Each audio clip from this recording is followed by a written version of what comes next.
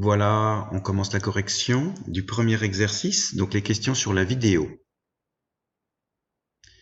Alors, la première question, vous avez la réponse. Je vais pas tout lire, vous allez pouvoir faire une pause si vous voulez. Faites pause sur la vidéo et comme ça, vous avez les réponses à toutes les questions, aux 7 questions. Donc, vous pouvez faire pause maintenant. Donc c'est fait, on continue. L'exercice C, on va pas le corriger ensemble, c'est facile. L'exercice C, la suite, continuer les segments, vous vérifiez bien votre règle. On va s'intéresser à cet exercice. Alors,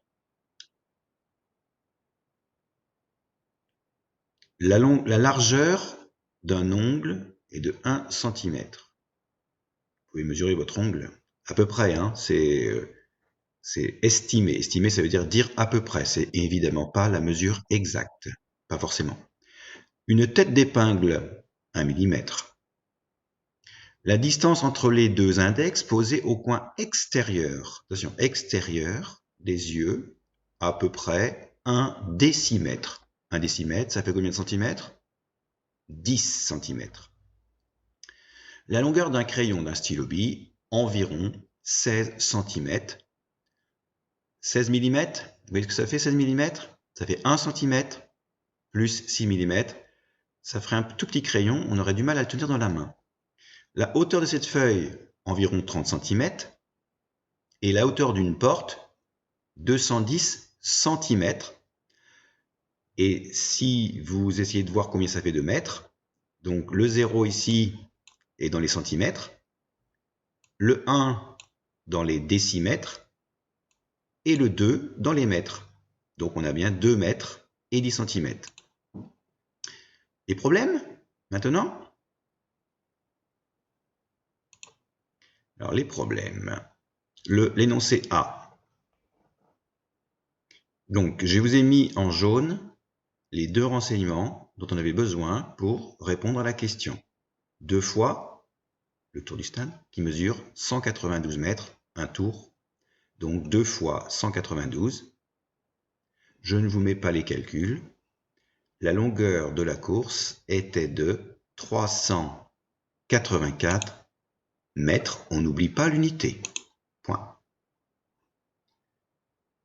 Deuxième problème. Alors, qu'est-ce qu'on met en jaune? 1220 km, dont 520 km avec le Suriname. Dont. Cela veut dire que les 520 km, ils font partie, ils sont dans les 1220. Ce n'est pas en plus. Donc, si ce n'est pas en plus, c'est en moins. Cela voulait dire que l'opération était une soustraction. Ce qui veut dire que la longueur de la frontière avec le Brésil est de 700 km. On est bien en kilomètres. Faites attention aux unités, ça change. Dernier problème, donc c'est plutôt le niveau CM2, peut-être que des CM1 l'ont fait, c'est très bien. Alors, là il y a deux questions. Alors, deux questions, je vous mets en jaune. Voilà, d'abord on va s'intéresser à quelle est l'épaisseur d'un livre. L'épaisseur. Ce n'est pas la largeur, ce n'est pas la longueur. L'épaisseur, on doit donc avoir le nombre de livres qui vont tous sur une étagère qui est remplie et qui mesure 1,26 m. Donc il y a 1,26 m de livres. 84 livres. 126.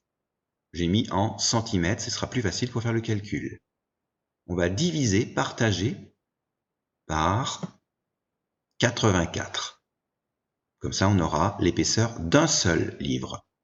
Réponse. Donc là, il fallait faire le calcul. Qu'est-ce qui se passe? Voilà. L'épaisseur d'un livre est de 1,5 cm. On est en centimètres. 1,5. Qu'on peut exprimer en millimètres. 15 mm c'est l'épaisseur moyenne d'un livre. Le problème n'est pas terminé, puisqu'il y a une deuxième question que j'ai mis en bleu, le montant de l'achat effectué. Le montant, c'est-à-dire la somme, le total. Là, on va parler d'argent. On a besoin de savoir combien on a de livres, on a besoin de savoir le prix de chaque livre. Ils sont tous identiques, ils ont donc le même prix. Et là, on va faire une multiplication, sans problème pour vous, les CM. Et donc le montant de l'achat est de 1045,80 €. Alors, là, un petit détail, quand vous avez fait votre calcul, vous avez trouvé 1045,8. Mais, lorsqu'on parle de l'argent, de monnaie, vous le savez, comme dans les magasins, regardez les prix, on affiche toujours avec des centimes. On ne s'arrête pas au chiffre des dixièmes d'euros. On va jusqu'au centime, donc, pour la réponse, on ajoute le 0.